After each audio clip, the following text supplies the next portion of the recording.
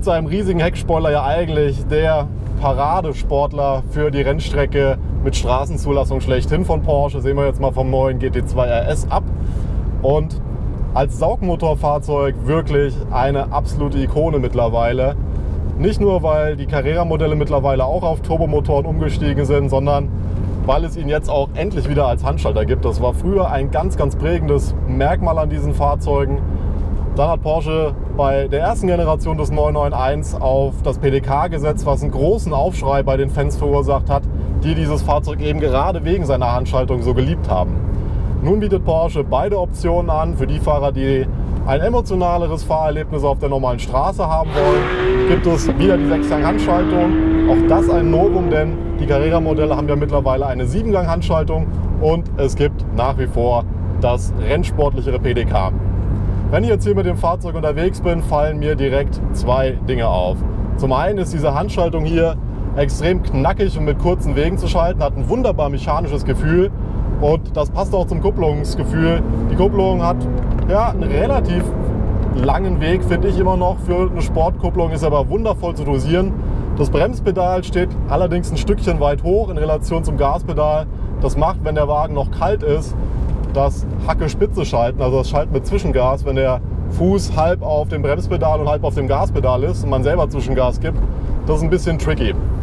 Aber jetzt haben wir schon ein bisschen Betriebstemperatur, ich bin schon ein paar Kilometer gefahren, jetzt funktioniert das einwandfrei.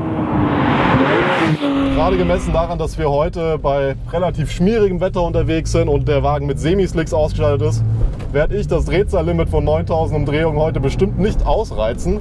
Aber wenn wir jetzt hier im dritten Gang beschleunigen, fahren außerorts 2000 Umdrehungen, da geht so langsam die Klappe vom Auspuff auf.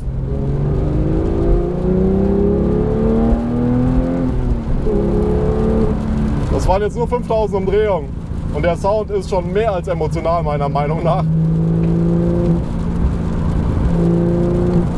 3500 Umdrehungen. Also da gibt es sehr, sehr viele Sportwagen mit Turboaufladung, die nicht mal bei ihrer Spitzendrehzahl bei Nennleistung derart emotional klingen wie hier der Sauger bei 3,5. Auf der Straße, wo es eben nicht darum geht, immer nur die höchste Drehzahl zu erreichen und so schnell wie es geht durch die Gänge zu schalten, finde ich so ein Handschalter immer noch viel intensiver zu fahren.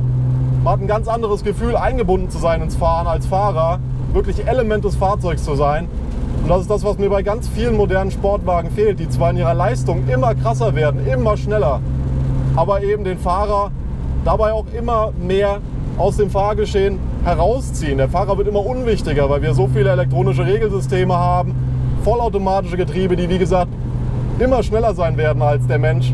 Aber die Befriedigung beim Fahren, die geht dabei einfach meiner Meinung nach immer ein Stück weit verloren, wenn ich nur hier an so einer Kunststoffwippe meine Gänge runterflipper und gar nichts mehr zu tun habe als Fahrer.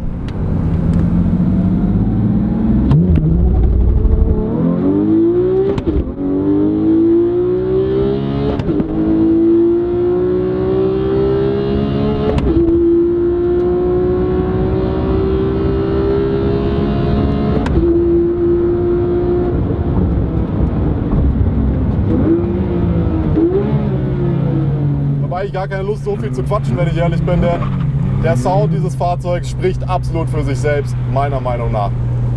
Ich hoffe deshalb, dass ich euch dieses Fahrerlebnis ein bisschen nahe bringen kann und wünsche mir, dass ihr euch auch auf jeden Fall unsere Saugerfaszination im Heft anschaut, wo wir noch einige andere Hochkaräter mit Saugmotoren hier um den GT3 herumgeschart haben.